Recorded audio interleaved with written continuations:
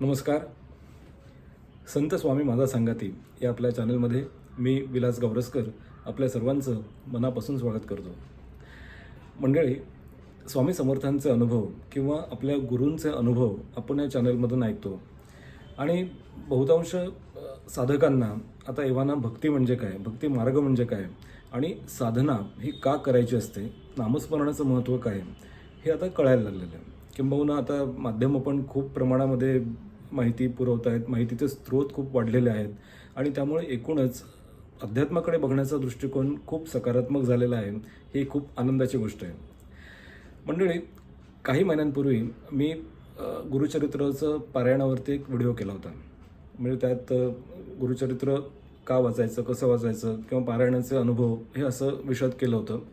तेव्हापासून काही साधक आपले जे सभासद आहेत ते संपर्कामध्ये होते. त्यातला एक किस्सा मला सांगावासा वाटतो. म्हणजे काही सगळ्याच गोष्टी काही पॉझिटिव्ह असतात असं नाही. कधी कधी काही गोष्टी मनाविरुद्ध घडतात आणि ते सुद्धा मंडळी कम्युनिकेट करतात. तर एकदा मला सकाळीच एक व्हॉट्सॲपवरती मेसेज आला की मला बोलायचं आहे, तुमची कुठली सोयीची वेळ आहे ते सांगा. मी सांगितलं कुठली वेळ आहे ते आणि त्याप्रमाणे त्यांचा फोन आला आणि फोन केल्याबरोबर त्यांनी थोडंसं नकारात्मक बोलायला सुरुवात केली की सगळे सांगतात मारे की असं होतं तसं होतं, गुरुचरित्रामध्ये इतकी ताकद आहे, इतकी शक्ती आहे, इतकं मोठं ते पारायण आहे की आमची सगळी कामं पूर्ण होतात, असं होतं तसं होतं. मग हे सगळे अनुभव जे सांगतात ते केवळ लोकांनी बघावं किंवा जास्तीत जास्त व्ह्यूज मिळावे म्हणून असतात का, किंवा यामागचं काही वेगळं असतं का राजकारण, किंवा हे अतिरंजित करून सांगतात का? तर मी तुमचं म्हणत नाही आहे, कारण तुम्ही खूप ओपनली आणि खूप जे आहे ते खऱ्या खऱ्या पद्धतीने सांगितलेलं आहे, त्याच्यामध्ये काही हे नाही आहे. पण मला एक उत्सुकता होती म्हणून विचारायचं होतं. म्हटलं तसं नक्कीच काही नाही आहे. जर तुम्ही कायम हे चॅनल बघत असाल तर त्याच्यामध्ये नामस्मरण आणि आपलं कर्मयोग या दोन्ही गोष्टींना मी तितकंच महत्त्व दिलेलं आहे. मी कधीही असा दावा केला नाही आहे की तुम्ही पारायण वाचल्यानंतर 24 तास, 48 तास किंवा 72 तासात तुम्हाला प्रचंड प्रमाणात लाभ होईल. म्हणजे इतका लाभ होईल की तुम्ही पैसे कुठे ठेवायचे असं तुम्हाला प्रश्न पडेल. तुम्ही मग 2 CAsना विचारता, हे करता, असं काही नाही आहे. या सगळ्या अतिरंजित गोष्टी असतात बाहेरच्या, आणि असली तरी सुद्धा शेवटी बोलाफुलाची गाठ पडायला म्हणतो आपण, तसा प्रकार असतो तो. त्यामुळे तसं नसतं. आणि असं आमच्या संपर्कामध्ये सतत संवाद होत होता तो. काही दिवसानंतर त्यांनी असं सांगितलं, म्हणजे मागच्या महिन्यामध्ये, की मी ठरवल्याप्रमाणे तसं नामस्मरण तर कायम करतोच आहे, पण गुरुचरित्राचं पारायण मी तिसऱ्यांदा केलं. आत्ता जी दत्त जयंती झाली होती त्याचं औचित्य साधून मी तिसऱ्यांदा, ती वेळ होती, ते केलं.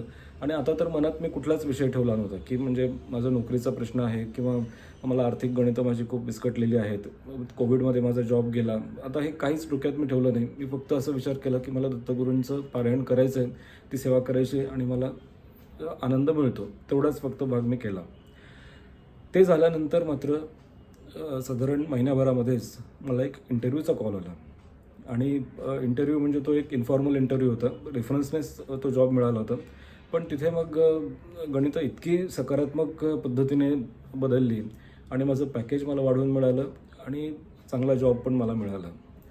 तर हे आवर्जून त्यांनी सांगितलं, याचं मला खूप विशेष कौतुक वाटलं. आता त्यांनी उपाय पण काही काही केलेले आहेत. म्हणजे बहुतेक वेळेला काय होतं की आपण मेहनत करतो, आपण कष्ट करतो, कर्मयोग जसं आपण म्हटलं ना तसं फॉलो आपण करत असतो. पण कुठेतरी काहीतरी एक शक्ती असते आणि प्रत्येक गोष्टीची योग्य वेळ यावी लागते. ते वेळ जोपर्यंत येत नाही ना तोपर्यंत तुमची कुठली कामं होत नाहीत. आपण म्हणतो एखाद्या ज्योतिषाकडे जायचं, त्याच्याकडनं काही उपाय घ्यायचे, त्याच्याकडनं एखादी शांत करायची किंवा त्याच्याकडनं काही गोष्टी आपण करून घ्यायच्या, जाणून घ्यायचं. कुणाकडनं रत्न घेतो आपण, कुणाकडनं खडे घेतो. काही काही मंडळी खूप त्याच्यामध्ये अगदी इन्व्हॉल्व होतात आणि मग ते आपल्या सह्या बदला, आपली नावं बदला, गॅझेटमध्ये जाऊन आपलं वेगळं बारसंही करतात 30 नंतर 40 नंतर, कारण त्यांना ते फास्ट रिझल्ट्स पाहिजे असतात. पण ह्या सगळ्यासाठी एक योग्य वेळ यावी लागते, एवढं खरं आहे. वेळ आल्यानंतर मग तुम्हाला कोणी थांबवू शकत नाही. मग तुम्ही तुमच्या सह्या बदला किंवा मग जे आहे त्या पद्धतीनेच चालू ठेवा, काही फरक पडत नाही. पण तोपर्यंत तुम्हाला श्रद्धा आणि संयम या दोन्ही गोष्टी ठेवणं खूप गरजेचं असतं. पण मंडळी ते ठेवायला कमीपणा हे करतात, घाबरतात किंवा ते करत नाहीत. त्याच्यामुळे मग थोडेसे कॉम्प्लिकेशन्स येतात. आता जे आपले सभासद होते आशिष म्हणून, तर त्यांनी ह्या दोन्ही गोष्टी केल्या, म्हणजे सायमल्टेनियस त्यांचे प्रयत्न चालले होते, सायमल्टेनियस त्यांचे उपाय चाललेले होते आणि नोकरीसाठी पण त्यांचं जे काही धडपड आहे ती पण सगळी चाललेली होती. मग त्यांनी गुरुचरित्राचं पारायण 7 दिवसांचं पारायण केलं. पारायण काळामध्ये वेस ओलांडायची नाही किंवा लांबचा प्रवास करायचा नाही, चमड्याच्या वस्तू घालायच्या नाहीत किंवा चटईवर झोपायचं, सात्विक अन्न खायचं, शेवटच्या दिवशी जो प्रसाद असतो तो प्रसाद सगळ्यांना द्यायचा, आरती करायची. ह्या सगळ्या गोष्टीच्या बेसिक आपण सगळे जाणतो, त्या सगळ्या गोष्टी केल्या. नामस्मरण चालू होतं. त्याचबरोबर 21 गुरुवार सतत ते दत्तगुरूंचं दर्शन घेत होते. दर्शनामध्ये त्यांनी बाकी काहीही हे केलं नाही. कधी हे असलं म्हणजे शक्य झालं त्यांना तर गूळ आणि चणा डाळ ही थोडीशी त्या दिवशी गाईला त्याने खायला दिली आणि बाकी मग त्यांचं दर्शन मात्र कायम घेतलं त्यांनी आणि त्याबरोबर त्यांचं बाकी नोकरीसाठीचे प्रयत्न चाललेले होते. आणि ह्या सगळ्याचा परिपाक म्हणजेच काय झालं तर त्यांना एक खूप छान नोकरीची संधी चालून आली आणि त्यांची गणितं सगळी जी आत्तापर्यंत होती ती सगळी बदलली. म्हणूनच काय असतं मंडळी की आपण कधी गिव्हअप करता कामा नये. माझी पूर्ण खात्री आहे हे बघताना खूप मंडळींना असं वाटत असेल की हे आले मोठे सांगायला की असं होतं तसं होतं, पण आमचे अनुभव तर असे वेगळे आहेत. आम्ही 4 वेळेला पारायणं केली, 50 वेळेस अनुष्ठानं केली, कितीतरी वेळेस आम्ही स्वामींच्या मठात जातो, केंद्रात जातो, पण तिथे आम्हाला काही उपयोग होत नाही. हे जे सगळं आहे ना याच्यावरती एकच सोल्युशन आहे, ते म्हणजे तुम्ही तुमचं काम तर करत राहा, तुमचं कर्म तर तुम्ही करत राहा, पण त्याचबरोबर नामस्मरण हे अखंड चालू ठेवा.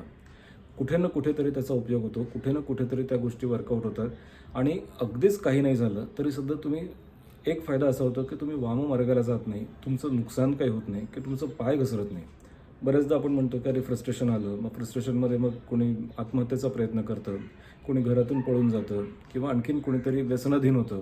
आजकाल सिनेमामध्ये बघून गम बुलाने के लिए मैं मुझे पीने का शौक नहीं, पीता हूँ गम बुलाने के लिए, असं काहीतरी वेळासारखं आपल्या समाजाला काहीतरी सांगितलं जातं आणि तरुण वर्ग बहुतेक वेळेला तो ऑप्शन फास्ट स्वीकारतो कारण त्याच्यामध्ये ते चांगलं असतं. दारू प्यायला मिळते आणि वरती आपण जस्टिफाय करतो, माझी नोकरी नाही म्हणून मी दारू पितो. तर त्यामुळे तशा काही गोष्टी करण्याची आपल्याला गरज पडत नाही. तुम्ही शांत बसा, संयम ठेवा. आजूबाजूचे लोक कदाचित तुम्हाला हिणवतील, काही लोक अपमान करतील, काही काही वाटेल त्या गोष्टी होतील, पण ती परीक्षेची वेळ असते आपल्या. त्या काळामध्ये तुम्हाला नामस्मरण हेच तारू शकतं. त्या काळामध्ये भगवंताचं नाव घेणं, भगवंताचं दर्शन घेणं आणि मनातल्या मनात तुम्ही साधना करणं ह्याच गोष्टी तुम्हाला तरणाऱ्या असतात. त्या गोष्टी झाल्या की मग खरंच तो अनुभव येतो.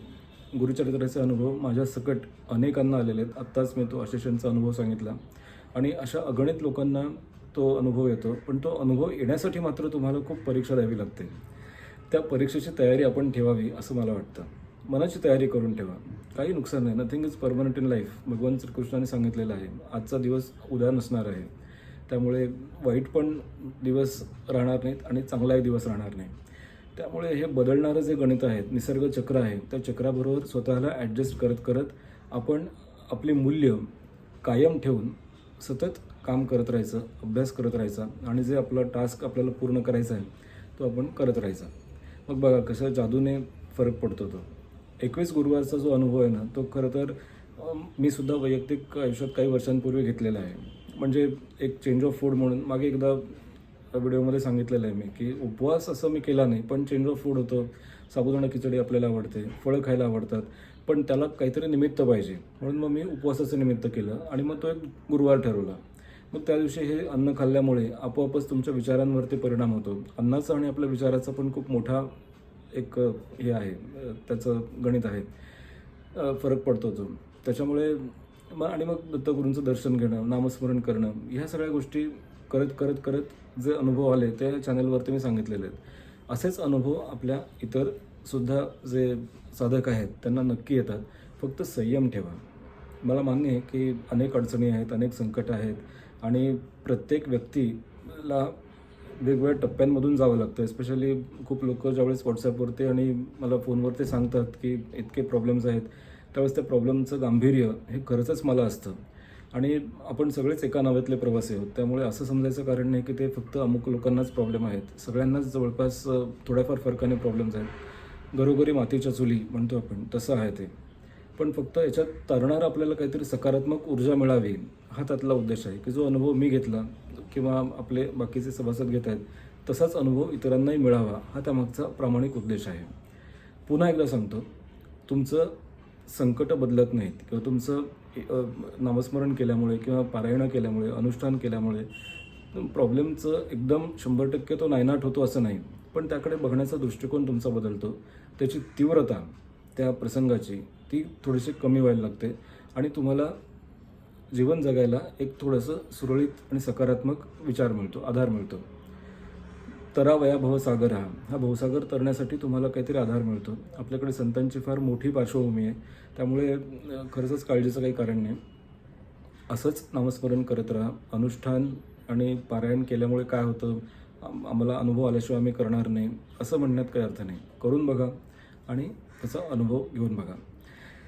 पुन्हा नवीन विषयांसह नवीन व्हिडिओमध्ये भेटूया. तोपर्यंत नमस्कार. जय गुरुदेव दत्त. श्री स्वामी समर्थ.